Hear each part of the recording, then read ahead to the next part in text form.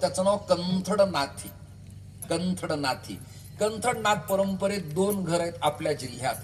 एक आहे गजाननम तमहु वंदे गजकंथड रूपिणम, यात निर्गुणंच जनार्दनम म्हणजे जनित जनार्दनाचं स्थान कंथडीनाथाच्या परंपरेतलंय.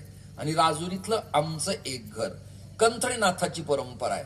तुमचा जो परिवार आहे, आजोबा वडिलांच्या पासून आदरणीय नारायण बाबा असतील, भाऊ असतील, बाबा असतील, यादव बाबा असतील इत्यादी, ही जी परंपरा आहे ही गहिणी अंतर्गत परंपरा आहे.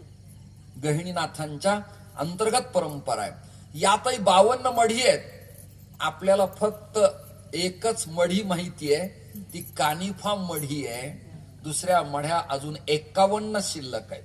उदाहरणार्थ 84 सिद्धांचा सिद्ध बेटी मेळा. पण वाटमीन 84 सिद्धास असा प्रश्न जर कदाचित कोणी विचारला, आता लोक बिचारे श्रद्धावान आहेत, त्यामुळे भोळ्या बाबड्या भावांना ते विचारत नाहीत. विठाल विठाल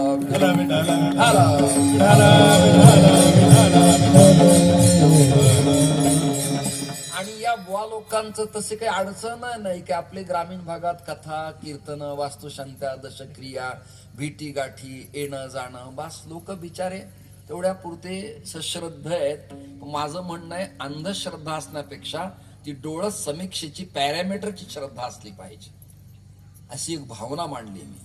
श्रोते हो, या नाथ पंथामध्ये भगवान उमेचा नाथ, त्याला नाव दिलं आदिनाथ.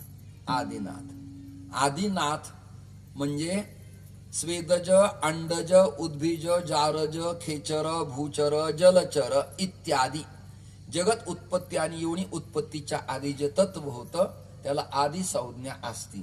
त्याला स्केल नाही, पॅरामीटर नाही, लांबी नाही, रुंदी नाही, क्षमता नाही, घनता नाही, इसवीसन पूर्ण नाही, इसवीसन नंतर नाही, शक नाही, संवत्सर नाही, क्रिस्ताब्द नाही, युगाब्द नाही, याला काहीही समीक्षा करता येत नाही. त्याला आदी म्हणावं लागतं. उदाहरणार्थ वारकरी संप्रदायात काला कधी सुरू झाला असा प्रश्न जर आपल्याला विचारलाच एखाद्या पत्रकाराने, तर आपली बोलती बंद होऊ शकते.